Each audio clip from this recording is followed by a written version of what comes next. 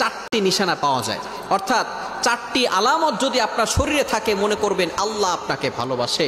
চারটি নিশানা, এক নাম্বার হচ্ছে যার ভিতরে দ্বীনের সঠিক জ্ঞান আছে তাকে আল্লাহ তাআলা ভালোবাসেন। হাদিসের ভিতরে আসছে আল্লাহ রাসূল সাল্লাল্লাহু আলাইহি ওয়াসাল্লাম বলে দিয়েছেন, মাই ইউরিদিল্লাহু বিহি খায়রান ইউফাক্কিহু ফিদ্দীন।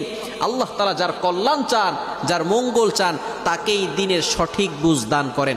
ভালো করে মনে রাখবেন, এই যে ইলম, এই যে জ্ঞান, এটা আবার দুই প্রকার। একটা হচ্ছে দুনিয়াবি জ্ঞান, আর একটি হচ্ছে আখিরাতের জ্ঞান, দ্বীনের জ্ঞান, যেটা আল্লাহ তাআলাকে স্যাটিসফাই করার জন্য করা হয়, এটাই হচ্ছে সঠিক জ্ঞান। সুতরাং দুনিয়ার জন্য নয়, আমরা আল্লাহ তাআলাকে স্যাটিসফাই করার জন্য যদি আমরা জ্ঞান শিখতে পারি, যার ভিতরে আল্লাহ তাআলাকে সন্তুষ্ট করার জন্য যদি জ্ঞান থাকে, তাহলে মনে করবেন আল্লাহ তাকে ভালোবাসে। সুতরাং ওই সমস্ত ব্যক্তিদেরকেও আপনারা ভালোবাসবেন।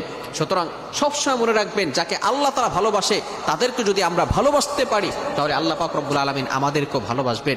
এক নাম্বার হচ্ছে যাদেরকে আল্লাহ তাআলা দ্বীনের সঠিক জ্ঞান দান করেন, তাদেরকে আল্লাহ তাআলা মহব্বত করেন। নাম্বার 2, দ্বিতীয় নাম্বার হচ্ছে যারা বেশি বিপদে পড়ে আল্লাহ তাআলা তাদেরকে মহব্বত করেন। যার শরীরে দেখবেন একের পর এক বিপদ আসতেছে, অসুস্থতা আসতেছে, বারবার বিপদ, একের পর এক বিপদ, একটা বিপদ যাওয়ার পর পরে আর একটা বিপদ আসতেছে, আপনি হতাশ হবেন না প্রিয় ভাই। আল্লাহ তাআলা আপনাকে ভালোবাসেন। এই কোটি কোটি মানুষের ভিতরে আল্লাহ তাআলা আপনার প্রতি ফোকাস করেছেন, আল্লাহ তাআলা আপনাকে ভালোবেসেছেন, বিধায় আল্লাহ পাক রব্বুল আলামিন আপনাকে বিপদ দিয়েছেন। মনে রাখবেন, নবীদেরকে আল্লাহ তাআলা বিপদ দিয়েছেন। ইব্রাহিম আলাইহিস সালাম খলিলুল্লাহ এবং মিল্লাত আবিকুম ইব্রাহিম, যিনি সকল মুসলিম উম্মাহের, সকল মুসলমানদের পিতা এবং সকল মুসলমানদের লিডার, নেতা।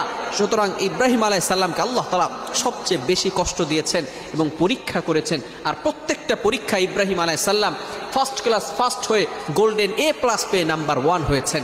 সুতরাং বিপদে আপনি ঘাবড়াবেন না, বিপদে হতাশ হবেন না। মনে রাখবেন, আল্লাহ তাআলা বলেন 30 নম্বর পারার ভিতরে সূরা ইনশিরাহের 6 নম্বর আয়াতে আল্লাহ তাআলা বলেন, ইন্নামা আল উসরি ইউসরা, there is happiness after suffering.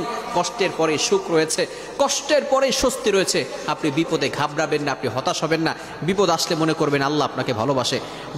তৃতীয় নাম্বার হচ্ছে যাকে আত্মীয় স্বজন, রিলেটিভস যারা আছে, পাড়া প্রতিবেশী যারা আছে, তারা যাকে ভালোবাসে মনে করবেন আল্লাহও তাকে ভালোবাসে। আমার মুসলমান বন্ধুগণ, যখন কোনো বান্দা আল্লাহর সাথে ভালো সম্পর্ক করে, আল্লাহ পাক রব্বুল আলামিনকে ভালোবাসা শুরু করে, তার ইবাদত করা শুরু করে, আল্লাহ পাক রব্বুল আলামিন জিব্রাইলকে ডাক দিয়ে বলে, ও জিব্রাইল, আমার অমুক বান্দা আমাকে ভালোবাসে, আজকে থেকে আমিও ওই বান্দাকে ভালোবাসা শুরু করেছি। সুবহানাল্লাহ।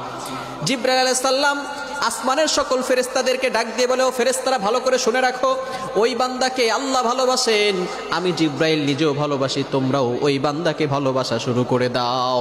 আসমানের ফেরেশতারা জমিনের ফেরেশতাদেরকে ডাক দিয়ে বলে, ও ফেরেশতারা, ওই বান্দাকে আল্লাহ ভালোবাসেন, জিব্রাইল আলাইহিস সালাম ভালোবাসেন, আসমানের সকল ফেরেশতারা ভালোবাসে, সুতরাং তোমরাও ভালোবাসা শুরু করে দাও। এরপরে দুনিয়ার ফেরেশতারা মানুষের সকল, পৃথিবীর সকল মাখলুকাতের ভিতরে ঘোষণা করে দেয়, ও দুনিয়ার মানুষেরা, ও দুনিয়ার সকল মাখলুকাত, তোমরা ভালো করে শুনে রাখো। সকল পৃথিবীর সকল মাখলুকাতের ভিতরে ঘোষণা করে দেয়, ও দুনিয়ার মানুষেরা, ও দুনিয়ার সকল মাখলুকাত, তোমরা ভালো করে শুনে রাখো, অমুক বান্দাকে আল্লাহ ভালোবাসেন, আমাদের সর্দার জিব্রাইল আলাইহিস সালাম ভালোবাসেন, সকল ফেরেশতারা ভালোবাসেন, আসমান জমিনের সকল ফেরেশতারা ভালোবাসেন, সুতরাং তোমরাও তাকে ভালোবাসা শুরু করে দাও। সুবহানাল্লাহ। সুতরাং যাদের রিলেটিভস, পরিবার, প্রতিবেশী এবং রিলেটিভস যারা আছে এবং আত্মীয় স্বজন যারা আছে, তারা যাকে ভালোবাসে মনে করবেন আল্লাহও তাকে ভালোবাসে। তবে এই ভালোবাসাটা হতে হবে একমাত্র লিল্লাহিয়াতের জন্য, আল্লাহর জন্য। এবং চতুর্থ নাম্বার হচ্ছে যারা ধৈর্যশীল।